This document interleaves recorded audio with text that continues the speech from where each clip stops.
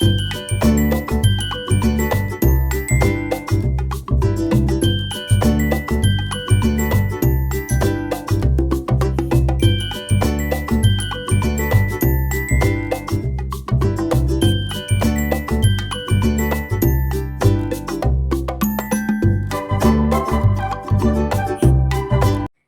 Friends, welcome to Reshma Gowda vlogs. ನಾನು ರೇಷ್ಮಾ.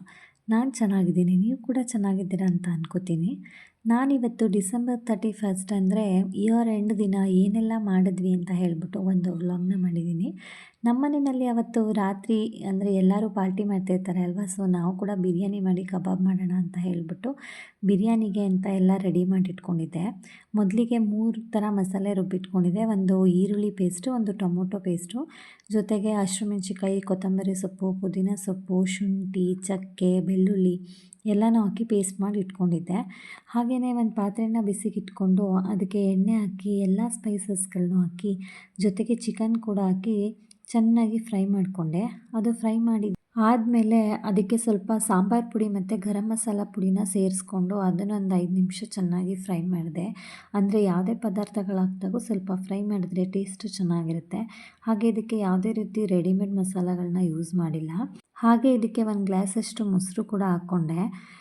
ಮೊಸರನ್ನು ಅಷ್ಟೇ ಒಂದು 5 ನಿಮಿಷ ಫ್ರೈ ಆದಮೇಲೆ ಅದಕ್ಕೆ ಟೊಮೊಟೊನ ರುಬ್ಬಿಟ್ಕೊಂಡಿದ್ನಲ್ಲ ಅದರದ್ದು ಪೇಸ್ಟನ್ನ ಹಾಕ್ಕೊಂಡೆ. ಎಲ್ಲನೂ ಒಂದು 5 ನಿಮಿಷ ಚೆನ್ನಾಗಿ ಫ್ರೈ ಮಾಡಿದ್ರೆ, ಅಂದರೆ ಎಣ್ಣೆ ಬಿಡೋ ತನಕ ಫ್ರೈ ಮಾಡಿದ್ರೆ ಮಸಾಲ ರುಚಿ ಚೆನ್ನಾಗಿರುತ್ತೆ. ಜೊತೆಗೆ ಗ್ರೀನ್ ಕಲರ್ ಪೇಸ್ಟ್ ಮಾಡಿದ್ನಲ್ಲ ಅದನ್ನು ಸೇರಿಸಿದೆ, ಈರುಳ್ಳಿ ಪೇಸ್ಟನ್ನು ಸೇರಿಸಿದ್ದೀನಿ. ಎಲ್ಲನೂ ಸೇರಿಸಿ ಒಂದು 10 ನಿಮಿಷ ಚೆನ್ನಾಗಿ ಎಣ್ಣೆ ಬಿಡೋ ತನಕ ಫ್ರೈ ಆಗಲಿ ಅಂತ ಒಂದು ಲಿಡ್ನ ಕ್ಲೋಸ್ ಮಾಡಿಟ್ಟಿದ್ದೆ. ಅದು ಎಷ್ಟು ಚೆನ್ನಾಗಿ ಎಣ್ಣೆ ಬಿಟ್ಕೊಂಡು ಬಂದಿದೆ ಅಂದರೆ ನೋಡೋದಕ್ಕೆ ಎಷ್ಟು ಚೆನ್ನಾಗಿ ಕಾಣಿಸ್ತಿದೆ ನೋಡಿ. ಹಾಗೆ ಇದಕ್ಕೆ 2.5 ಗ್ಲಾಸಷ್ಟು ಅಕ್ಕಿನ ನೆನೆಸಿಟ್ಟಿದ್ದೆ. ಅದಕ್ಕೆ ಒಂದು 4 ಗ್ಲಾಸಷ್ಟು ನೀರನ್ನ ಹಾಕ್ತೀನಿ. ಯಾಕೆ ಅಂತಂದರೆ ಮಸಾಲೆನಲ್ಲಿ ಸ್ವಲ್ಪ ನೀರೆಲ್ಲ ಬಿಟ್ಕೊಂಡಿರುತ್ತಲ್ಲ, ಅದಕ್ಕೋಸ್ಕರ 4 ಗ್ಲಾಸ್ ನೀರನ್ನ ಸೇರಿಸ್ಕೊಂಡೆ. ಅದಕ್ಕೆ ರುಚಿಗೆ ತಕ್ಕಷ್ಟು ಉಪ್ಪು ಕೂಡ ಹಾಕ್ಕೊಂಡಿದ್ದೀನಿ. ಹಾಗೆಯೇ ಅಕ್ಕಿ ನೆನೆಸಿದ್ನಲ್ಲ ಅದರಲ್ಲಿ ಸ್ವಲ್ಪನೂ ನೀರಿಲ್ಲದೆ ಇರೋ ಥರ ಎಲ್ಲನೂ ತೆಗೆದುಬಿಟ್ಟು ಕೈಯಲ್ಲಿ ಅಕ್ಕಿ ಮಾತ್ರ ತೊಗೊಂಡು ಅದಕ್ಕೆ ಸೇರಿಸ್ಬಿಟ್ಟು ಒಂದು ಒಳ್ಳೆ ಮಿಕ್ಸ್ ಕೊಟ್ಟು ಪ್ಲೇಟ್ನ ಮುಚ್ಚಿಟ್ಬಿಟ್ರೆ ಒಂದು ಒಳ್ಳೆ ಬಿರಿಯಾನಿ ರೆಡಿ ಆಗುತ್ತೆ. ಎಷ್ಟು ಚೆನ್ನಾಗಿರುತ್ತೆ ಅಂತಂದರೆ ನಮ್ಮ ಮನೇಲಂತೂ ಈ ಬಿರಿಯಾನಿ ಅಂತಂದರೆ ಎಲ್ಲರಿಗೂ ಫೇವ್ರೆಟ್ಟು. ವಾರದಲ್ಲಿ 1 ಸಾರಿ ಅಂತೂ ಮಾಡೇ ಮಾಡ್ತೀನಿ ನಾನು. ಸೊ ಇದು ಇವತ್ತು ಇಯರ್ ಎಂಡ್ ಆಗಿರೋದ್ರಿಂದ ಎಲ್ಲರೂ ನಾನ್ ವೆಜ್ ಪಾರ್ಟಿನೇ ಮಾಡ್ತಿರ್ತಾರೆ. ಸೊ ನಾವು ಕೂಡ ರಾತ್ರಿ ಟೈಮು ಅಂದರೆ ಎಲ್ಲರೂ ಮನೆಯಲ್ಲೇ ಇರ್ತಾರೆ. ಬಿರಿಯಾನಿ ಮಾಡಿದ ತಕ್ಷಣ ಬಿಸಿನಲ್ಲಿ ತಿಂದ್ರೇ ಅದ್ರ ಟೇಸ್ಟು.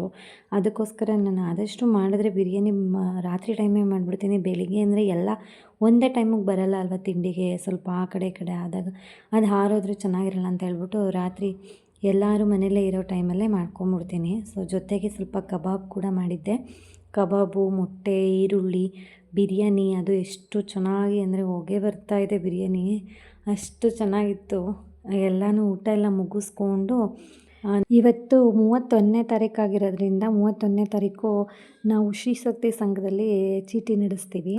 ಸೊ ಹೇಗೂ 31ನೇ ತಾರೀಕು ಎಲ್ಲರೂ ಚೀಟಿ ಕಟ್ಟಕ್ಕೆ ಬಂದೇ ಬರ್ತಾರಲ್ಲ, ಹೊಸ ವರ್ಷದಲ್ಲಿ ಕೇಕೆಲ್ಲ ಕಟ್ ಮಾಡಿಬಿಟ್ಟು ಸೆಲೆಬ್ರೇಷನ್ ಮಾಡೋಣ ಅಂತ ಹೇಳಿ ಎಲ್ಲರೂ ಡಿಸೈಡ್ ಮಾಡ್ಕೊಂಡಿದ್ವಿ ಮೊದಲೇ ಒಂದಿನ ಸೇರಿಕೊಂಡು.